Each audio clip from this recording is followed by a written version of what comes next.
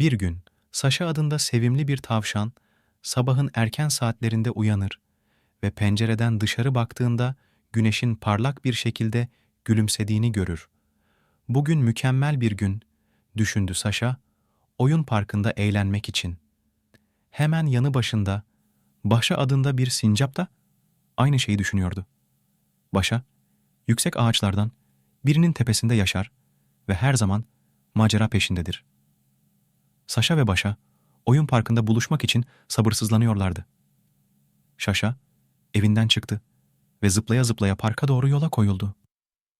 Başa ise ağaçlardan sıçrayarak ve dallar arasında hızla ilerleyerek parka vardı. İkisi de parka vardıklarında, gözlerini kamaştıran renkli kaydıraklar, salıncaklar ve tırmanma çerçeveleriyle dolu büyük bir oyun alanı buldular. İlk olarak salıncaklara koştular.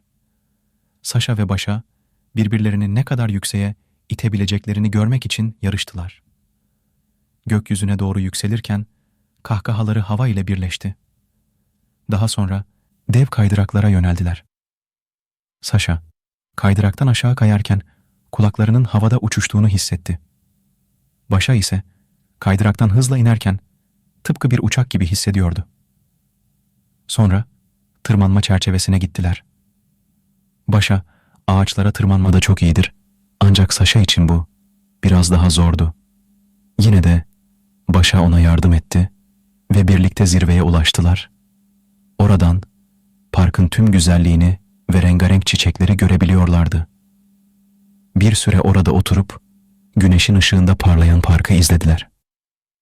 Oyun vaktinin ardından biraz dinlenmek için parkın kenarındaki bir piknik alanına gittiler. Saşa havuçlarından birkaçını getirmişti. Başa ise lezzetli yemişler toplamıştı. Birlikte güneşin altında lezzetli bir öğle yemeği yediler.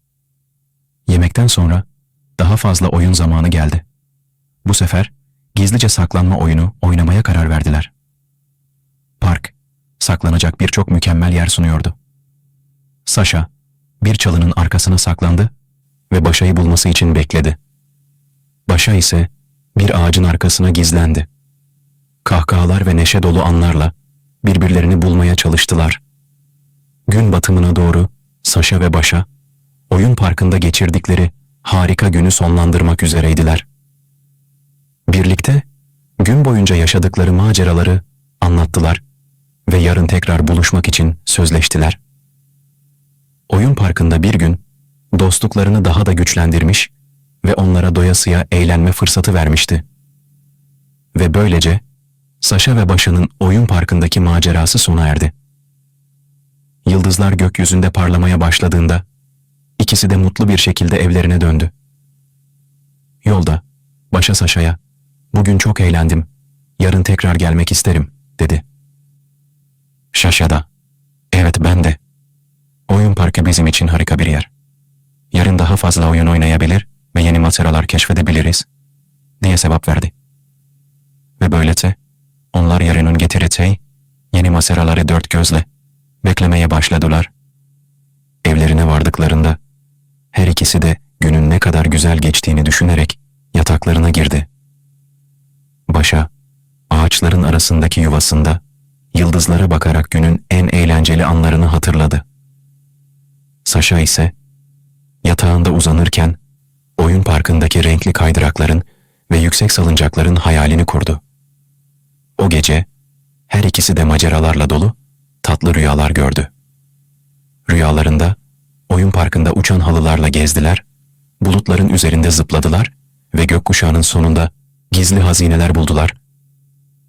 Bu rüyalar onların hayal gücünü daha da besledi ve dostluklarını pekiştirdi. Ertesi sabah Saşa ve Başa yeni bir günün heyecanıyla uyanıp yeniden oyun parkına koştular. Ve böylece her yeni gün onlar için yeni bir macera, yeni bir keşif ve dostluklarını daha da derinleştiren yeni anlar demekti. Saşa ve Başa'nın hikayesi, dostluğun, paylaşmanın ve birlikte eğlenmenin önemini hatırlatır. Oyun parkındaki maceraları, çocuklara ve yetişkinlere, hayatın basit zevklerinin ve birlikte geçirilen zamanın değerini öğretir. ve her zaman bir sonraki macera için bir umut ışığı bırakır.